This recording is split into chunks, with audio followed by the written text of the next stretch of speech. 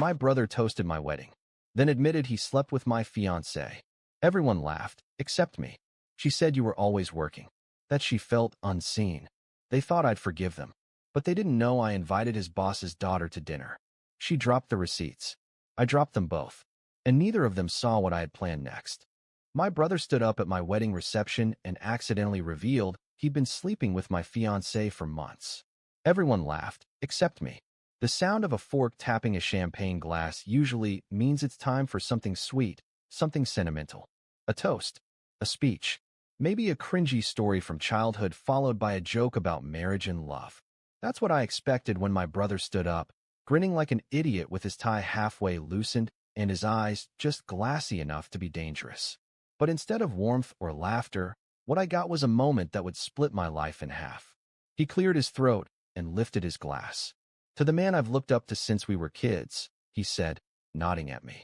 To the one who always got the girl, always had the charm, and somehow managed to lock down the most beautiful woman in the room. Everyone clapped. She smiled. I smiled. I had no idea. Then he smirked. And to the nights we'll never forget, especially the ones I spent with your bride. There was a beat, just a second of stunned silence where the world held its breath. Then laughter. Nervous, scattered laughter from our guests. The kind that fills in awkward silences when no one's sure if they just heard what they think they heard. I turned my head slowly, almost mechanically, toward my new wife. She was staring at the table. Not at me. Not laughing.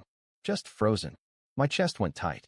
I waited for her to laugh too, to look up and say, God, he's such an idiot. But she didn't. She wouldn't meet my eyes. That was the moment I knew something was wrong. He tried to play it off.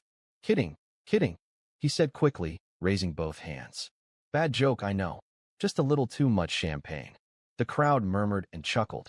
People shook their heads, chalking it up to nerves or alcohol. But I wasn't hearing them anymore.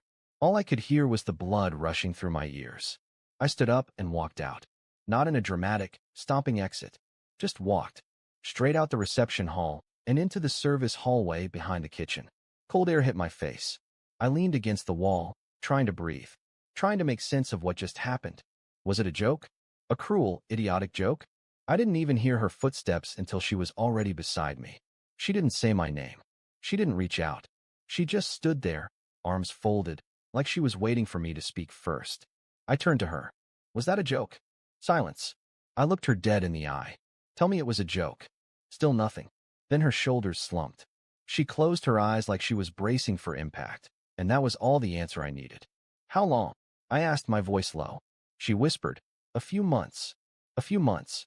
We've been engaged for a year. Together for 3. I was shaking. Not from rage. From something colder. Something that didn't even have a name yet. I took a step back and looked at her like I was seeing her for the first time. The dress, the makeup, the fake smile earlier at the altar. All of it now felt like a costume. I asked why. She opened her mouth and closed it again. Then finally, it just happened. He was there. We were both drinking one night after your birthday. You were asleep upstairs, and we were talking, Anne. I held up my hand. I don't want details. She bit her lip. It didn't mean anything. That line, that tired, recycled line, like betrayal, could be measured by intent. She looked away, then back. We stopped. I swear. It ended months ago, before the wedding. The irony of that phrase, before the wedding, landed in my chest like a punch. I asked one last thing. Did he stop? Or did you? She didn't answer. She didn't need to. Behind us, the kitchen door creaked open. My brother stepped out, still holding his champagne glass like an idiot. His face was pale now. He'd sobered up in record time. I shouldn't have said anything, he said quietly. I didn't mean to. I cut him off with one look. You didn't mean to say it out loud? He opened his mouth, then closed it. And right then, in that hallway, no screaming, no theatrics, just the 3 of us standing there like the last broken pieces of a once-perfect picture. I realized I wasn't angry yet. Not really, because anger is loud, and what I felt was silent. It was the kind of silence that settles in your bones when something snaps inside you. When the people you trusted most take a knife to your back and smile while they twist it. When the future you imagined evaporates in front of your eyes, and all you're left with is a question. Who the hell am I now? I looked at both of them. My fiancé, my brother, my wife, and my best man. I said, go back to the party. Tell them I wasn't feeling well. Then I turned and walked out the back door into the dark parking lot. I didn't even know where I was going. I just knew I needed to get away from the two people who had just ruined everything. And I had no idea that this was just the beginning. I didn't go home that night. I couldn't. Instead, I drove to a 24-hour diner 2 towns over and just sat there in the back booth until the sun came up.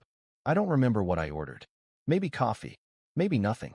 The waitress didn't ask questions, bless her. Just let me be another silent face under the buzzing lights, staring at a wall like it might offer answers. Around 6 a.m., my phone buzzed. Over 40 missed calls and texts. Half from her. The other half from him. The rest from guests, family, even my mom. All variations of, "Where are you?" or "Please talk to us." I didn't answer any of them. Eventually, I drove to my apartment. Not the one we were supposed to move into after the honeymoon, but my old one. The one I kept while we renovated our dream place. Funny how people say things like that. Dream place, dream wedding, dream girl. Dreams are just lies with better marketing. The second I opened the door, my voicemail pinged. A new one, from her. I stood there and listened, phone pressed to my ear while the stale apartment air pressed down on me. She was crying. "Please don't do this. Can we talk? I know you're hurt. I didn't want you to find out like that. It was a mistake. It meant nothing. I love you, I do. Please call me back." I deleted it. 2 hours later, there was a knock on the door. I knew who it was before I even got up. No one else would be that bold after what happened. Not her. Not my friends. But him? My brother's never known when to stop. I opened it. He was standing there with that same face he always made when he got in trouble as a kid, mouth half open, eyes wide, trying to look innocent even while the evidence was still smeared across his hands. "Can I come in?" he asked. I stepped aside. He walked in like it was still his place too. Sat on the edge of the couch, elbows on his knees, eyes glued to the floor. "I didn't mean for it to go that far," he started. I leaned against the wall and just looked at him. Let him talk. I wasn't ready to say anything yet. I wanted to see how far he'd go with his excuses before I pulled the rug out. "It was after your birthday. You passed out early, and she was downstairs. We had a few drinks, started talking. I don't know what happened. One thing led to another, and—" "Spare me the build-up," I said flatly. He flinched, like I'd hit him. I asked how long. He hesitated. 3, maybe 4 months. I laughed, and it scared even me. It came out dry and hollow, like someone had told a joke in a funeral parlor. "You really couldn't keep it in your pants for 4 months? She said you were always working, that she felt alone, that she didn't think you'd." I walked toward him, and he stood up quickly. Smart. Even in betrayal, he still had some survival instinct. I stared at him. "You were my best man." He looked down. "I know. You gave a speech. You toasted us." He nodded, shame in every movement. "I didn't plan to say it. I drank too much. It just came out. Must have been weighing on you," I said. Like a confession. "I didn't mean to hurt you," he whispered. That's when it hit me, the actual twist of the knife. He wasn't apologizing for sleeping with her. He was apologizing for letting it slip. The betrayal wasn't the mistake. The mistake was saying it out loud. I said, "So if you hadn't said anything, it would have just kept going?" His silence was answer enough. I was about to throw him out when my phone buzzed again.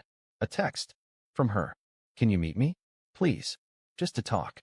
I stared at it for a second before showing it to him. "You two still talking?" I asked. His eyes widened. "No. Not since that night. I swear." I tilted my head. Funny. She didn't say that. His expression flickered. Just for a moment. And that's when I knew. They hadn't stopped. This wasn't a mistake months ago. This wasn't something that ended. They were still seeing each other. Even now. Even today. Even after the wedding. I opened the door and pointed. "Get out." He didn't argue. Just nodded and left, still saying sorry as the door shut in his face. I leaned back against it, heart pounding, and tried to make sense of it all. But it wasn't until the next night that the final piece dropped into place. I got a call from my cousin Jess. She'd flown in from another state for the wedding, and she'd always had a sharp eye for drama. "I didn't want to tell you yesterday," she said. "But I saw something." "What?" "Your fiancée. She left the hotel room around midnight the night before the wedding. I followed her. She went into your brother's room. Stayed there for at least an hour. Alone." My hand clenched around the phone. It wasn't just a fling. It wasn't over. And they weren't sorry. They were just stupid enough to think I'd never find out. Or worse, they thought I'd forgive them. but I'd stopped thinking about forgiveness. Now, I was thinking about something else entirely. It was war. A few months ago, she told me she was going on a weekend getaway with her girlfriends. Some bride-to-be reset, she called it. Spa trip, wine, facials, the usual Instagram-ready self-care montage. I didn't think twice. I trusted her. Hell, I even sent her extra cash so she could splurge a little. Turns out I paid for her to cheat on me in a cabin 2 hours north. I was sitting in my apartment the morning after my cousin dropped that bomb about the hotel room when I finally decided to do what I should have done long ago, go through her phone. I still had access to our shared iCloud. It was meant to make wedding planning easier, shared calendars, vendor info, tracking RSVPs. And apparently, all the photos she never bothered deleting. I don't know what I expected. Maybe I was hoping I'd find nothing, that I was being paranoid.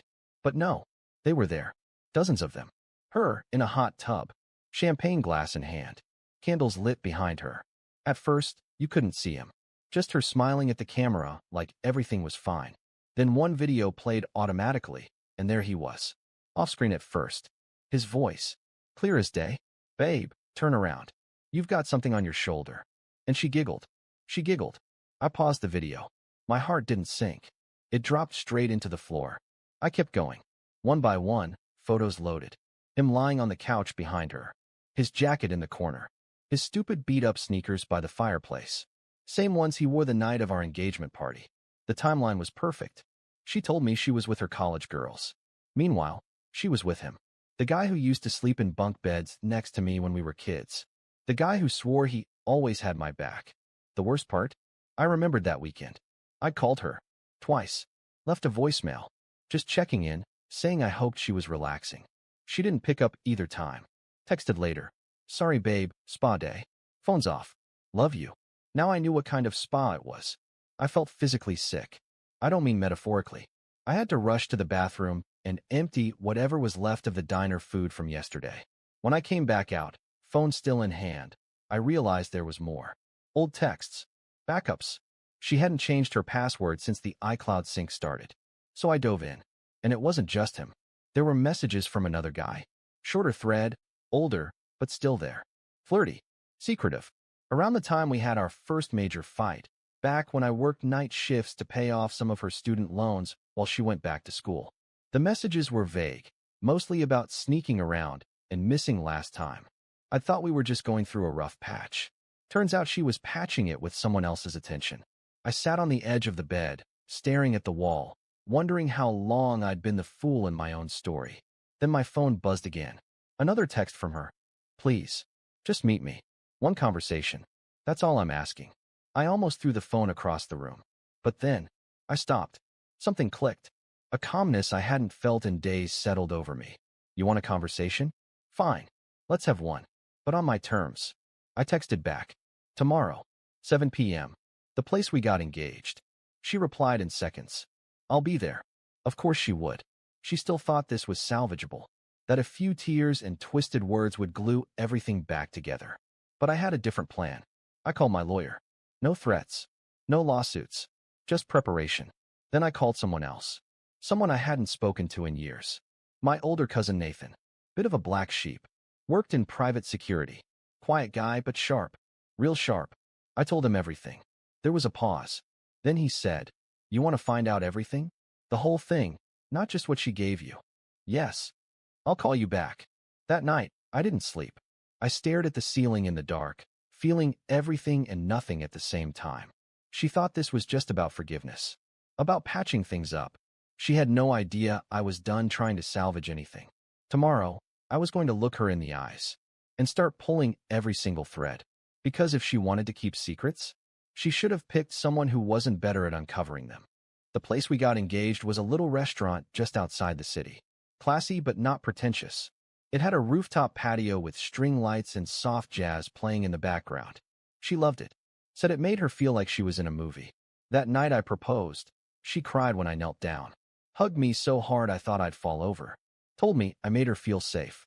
I remember looking up at her face, tears on her cheeks, thinking, this is the person I want to build my life with. Now I was going back there not to build anything, but to quietly burn the ruins. She got there early. I pulled up and saw her already seated on the patio, hair curled, makeup soft, wearing the same necklace I gave her for our first anniversary. She kept checking her phone like she wasn't sure I'd show, like she was hoping I wouldn't. I walked up without saying a word and sat across from her. She looked up with eyes already rimmed red. Hey. I nodded. There was a long silence. She fiddled with her glass of water, eyes darting everywhere but mine. The waitress came by, asked if we wanted anything. I waved her off. Finally, she spoke. I know what I did was wrong. Understatement of the century. I never wanted to hurt you, she continued. It spiraled. Spiraled? I repeated, raising an eyebrow. You were in a hot tub with my brother calling him babe. That doesn't sound like spiraling. That sounds like coordination. She looked stunned, like she hadn't expected me to be calm. Maybe she thought I'd yell, that I'd get emotional, that she could play the victim. But I wasn't giving her that stage. I wasn't thinking clearly, she said quietly. It was a low point. I felt, I don't know, unseen. That word, unseen.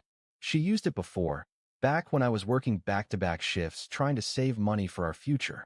When I'd get home late and fall asleep in my work clothes. She called it drifting apart. I called it sacrificing for us. I leaned in. So you slept with my brother because you felt unseen? No, she said quickly. Not because of that. He was there. And I was weak. Weak for 4 months. She flinched. I pulled out my phone and placed it face up on the table. Let me show you something. Her face paled instantly. I opened the photo album. Selected the video. Pressed play. The hot tub. Her laugh. His voice. The candles. She watched for a second, then reached for the phone. I pulled it back. I've got more, I said. Texts. Photos. Even a few from the night before the wedding. You remember that night, right? When you left the hotel to take a walk? Turns out it was a walk into my brother's room. She was shaking now. I didn't want this, she said, voice small. No, I said. You didn't want to get caught. Then I leaned back. I know about the other guy too. Her eyes widened. What other? I tilted my head. Don't play dumb. The messages. Back when I worked nights. You weren't alone then either. She stared at me like I'd just struck her across the face. That was nothing. Just flirting. You called him your escape. Silence. I waited. She buried her face in her hands. I messed everything up. I know. But please, this doesn't have to end ugly. That's when I finally spoke with a calm she wasn't prepared for. Oh, this already ended ugly. You just didn't realize it was over. She dropped her hands, blinking fast. What do you mean? I mean the apartment's already out of your name. I moved our honeymoon money into my private account last week. I've told your job's HR about the trips you expensed under my company perks. Your parents? I sent them the photos already. You what? She whispered. Let me finish. I placed a neatly folded envelope on the table. Inside was a copy of everything. Printouts. Records. A letter from my lawyer explaining the termination of any shared financial contracts. She hadn't signed the marriage license yet.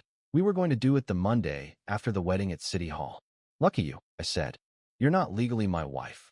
She opened the envelope with shaking hands. As she scanned through it, her breathing got shallow. You've been planning this? I gave the smallest shrug.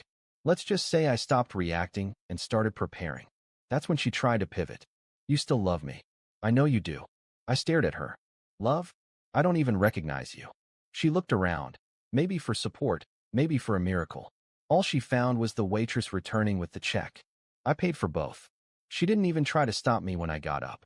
Before I walked away, I turned back and said something I'd been waiting to say since the night of the wedding. You didn't just cheat. You threw away the one person who would have gone through hell for you. So congratulations. You're free now. I walked away without looking back. But the story doesn't end there. Because I still had one last piece to play. And my brother? He had no idea that his turn was coming next. 2 weeks passed. 2 weeks of silence from her, half-hearted calls from my mother trying to understand both sides, and a series of weak texts from my brother that read more like damage control than remorse. The last one he sent me said, "Man to man, I think we need to talk. We're family. We can't let her come between us." I didn't reply, not because I didn't have something to say, but because I wasn't ready to say it yet. Not until the pieces were perfectly arranged. I wasn't just angry anymore. I was clear, focused. This wasn't going to be petty revenge. This was going to be precise. I waited until a Friday night, the same time we used to grab drinks every month as brothers. I texted him. Dinner. My treat. One last conversation. Just you and me. He replied instantly. Glad to hear from you. I've missed you, man. Of course he had. He thought we were going to mend things. Patch up the mess. Because that's what I'd always done. He screws up, I bail him out. He pushes the boundary, I move it back.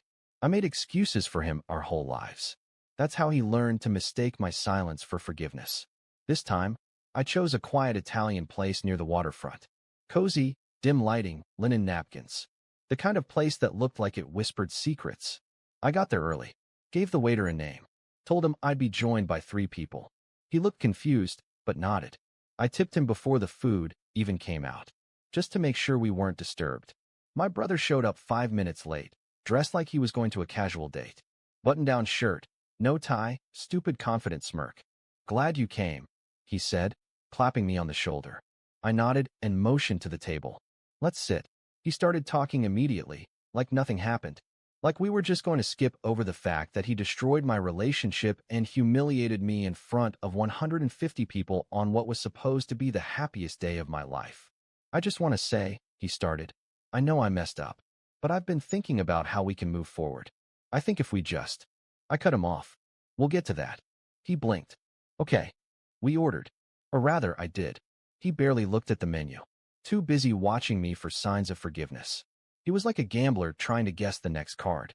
10 minutes in, our third guest arrived. Not who he expected. She walked in slowly, cautiously, like she already sensed something was off.